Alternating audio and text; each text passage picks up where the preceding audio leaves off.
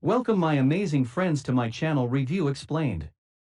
Today I'm going to explain the horror movie of an immigrant in search of the American dream who, after being forced to take a room in a boarding house, finds herself in a nightmare she can't escape.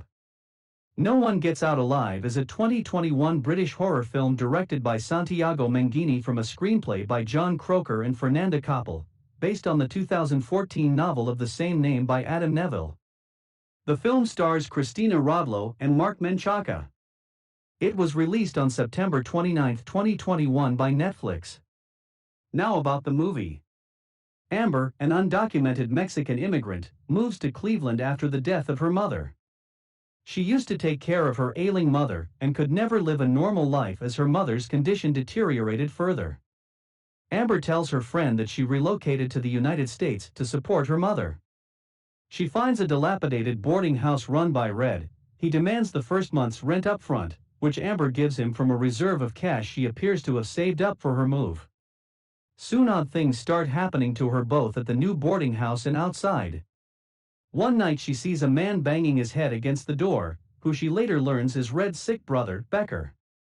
She gives a coworker the remainder of her savings to obtain a fake ID that will allow her to continue working, but the coworker betrays her, taking the money and quitting the next day.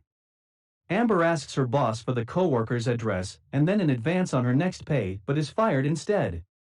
With no money, unable to receive help from Beto, a distant cousin, and not wanting to return to the house after the visions, Ambar is forced to call Red. They meet at a nearby cafe and Red promises to refund her deposit, but only if she returns to the house as he claims to not have enough cash on him. When they arrive at the boarding house, Ambar confronts Red since the cash is not in her room as promised. Becker forces Ambar into her room and she locks herself inside, joined by two Romanian women who have also moved into the boarding house. As Red and Becker are preparing the women to be taken down to the basement, Beto comes looking for Ambar but is killed by Becker. Becker takes one of the Romanian women downstairs. Red tells Ambar that his dad was an archaeologist, as seen in the home movies at the start of the film, who brought back a stone box from his trip to Mexico in 1963. Something about the box led Red's father, along with his mother, Mary, to trap and murder women, the ghosts that Ambar has seen and heard throughout the house. Discovering what they had done, Red wanted to leave but Becker insisted on staying. Each woman sacrificed improved Becker's health. Becker comes back and takes Ambar to the basement, where she sees the other girl decapitated. He ties Ambar to a stone slab in front of an altar where the box sits, opens the box, and leaves the room, shutting the door behind him. Beto is still alive, unties Ambar, and they try to escape. But it's only a dream. Ambar begins dreaming about her mother on her deathbed while a creature slowly emerges from the box and takes Ambar's head between its hands in order to read her mind and learn what Ambar has sacrificed. The dream reveals that Ambar killed her mother. She lied to her friend about her reason for moving to America, and the money saved was originally to support her mother in the nursing home. This causes the monster, the Aztec goddess Itzpapalotl, god of paradise made possible through sacrifice, associated with the moth seen in the movie, the Rothschildia Ericina, to accept the sacrifice and retreat into the box. Ambar hears Becker and Red preparing the last girl for sacrifice. Becker notices he isn't healing. Ambar grabs an macuahuitl, ancient weapon, from the study and goes upstairs where she injures Red and is then attacked by Becker.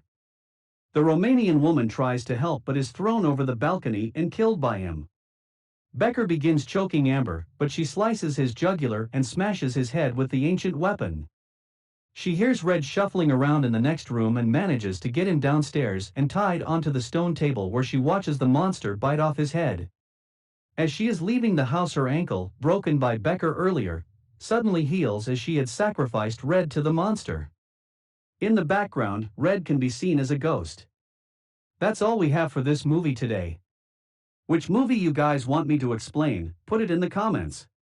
If you enjoyed the content of this video, click the subscribe button so you can receive more content like this every time I upload.